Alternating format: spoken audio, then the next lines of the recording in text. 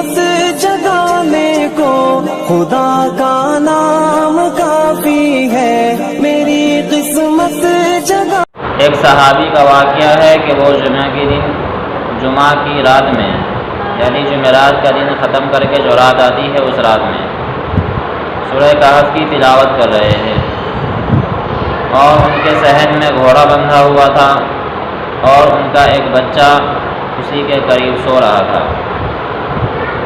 وہ صحابی یہ سوچ رہے تھے کہ میں سورہ کہف کی تلاوت زور سے کروں، بلند آواز میں کروں، لیکن جب وہ زور سے پڑھتے تھے تو گھوڑا گھدکنے لگتا تھا، اور ان کو یہ خوف ہوتا تھا کہ کہیں گھوڑا میرے بچے کے اوپر چڑھ نہ جائے اور میرے بچے کو کوئی نقصان نہ پہنچا دے۔ اس وجہ سے انہوں نے سورہ کہف کی تلاوت دھیرے سے کی۔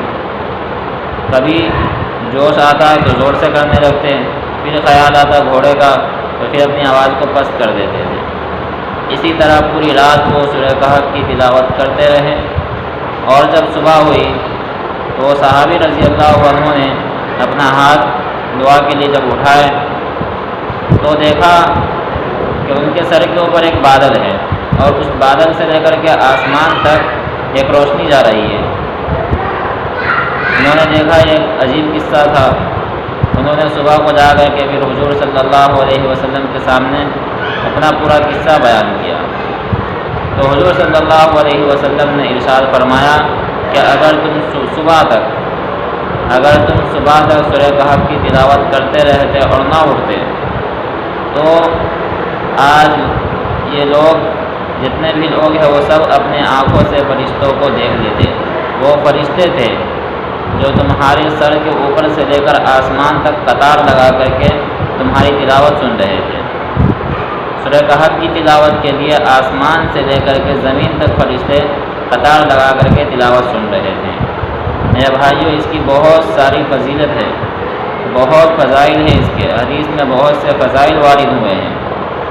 ایک اور حدیث میں ہے کہ جو شخص جمعہ کے دن سورہ کہف کی تلاوت کرتا ہے تو اس کے اس جمعہ سے لے کر کے پچھلے جمعہ تک جتنے بھی گناہ ہوئے ہیں وہ سب اللہ تعالیٰ معاف کر دیتے ہیں۔ اور ایک اور حدیث میں ہے کہ جو شخص سورہ کہف کی تلاوت کرتا ہے تو قبر کے جو عذاب ہیں اس عذاب کو اللہ تعالیٰ اس سے دور کر دیتا ہے۔ جو شخص سورہ کہف کی تلاوت کرتا ہے اس کو عذاب قبر نہیں ہوگا۔ اور یہ بھی روایت ہے کہ جو شخص رات کو سونے سے پہلے سورہ کہف کے شروع کی 10 آیت کی تلاوت کر لے ہر رات میں، تو اس کے لیے ایک تو یہ حدیث ہے کہ وہ دنیا کے جو فتنے ہیں، یعنی فتنہ دجال جو ہے وہ، اور بھی جو جتنے بھی فتنے ہیں ان سب فتنوں سے محفوظ رہے گا۔ اور جو شخص رات کو تلاوت کرے گا شروع کی 10 آیت کی، اس کو صبح تک اللہ تعالیٰ اس کی حفاظت کریں گے اور شیطان کو اس کے گھر میں داخل نہیں ہونے دیں گے۔ اس کے علاوہ بھی بہت سے فضائل ہیں، لیکن شروع کی 10 آیت کی فضیلت زیادہ ہے۔ اس کا مطلب یہ نہیں کہ شروع کی 10 آیت پڑھ لیں اور باقی کو چھوڑ دیں، بلکہ جو شخص پوری سورت پڑھے گا اس کے فضائل الگ ہیں، اس کا مقابلہ 10 آیت والے نہیں کر سکتے۔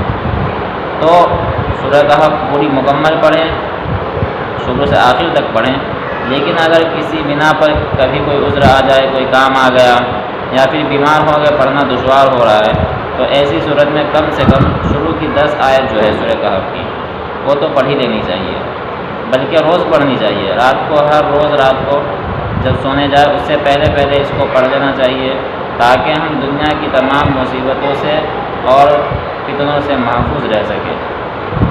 اور صبح میں بھی پڑھ لینی چاہیے، کیونکہ اگر ہم صبح میں پڑھیں گے تو شام تک ہماری حفاظت ہو جائے گی، شام میں پڑھیں گے تو صبح تک حفاظت ہو جائے گی۔ تو اللہ تعالیٰ ہم سب کو سورہ کہف کی پابندی نصیب فرمائیں، اور سورہ کہف کو ہر جمعہ کو پڑھنے کی توفیق نصیب فرمائیں۔ ہم خود بھی پڑھیں، میں بھی انشاءاللہ پڑھوں گا، آپ بھی پڑھنے کی کوشش کریں اور نیت کریں، اور زیادہ سے زیادہ لوگوں تک شیئر بھی کریں تاکہ ان لوگوں کو بھی یہ ثواب حاصل ہو جائے۔ اللہ تعالیٰ ہم سب کو باعمل بنائیں، اور دنیا بھر میں جتنے بھی خرافات ہو رہے ہیں ان سب سے ہماری حفاظت فرمائے، آمین۔ وآخر دعوانا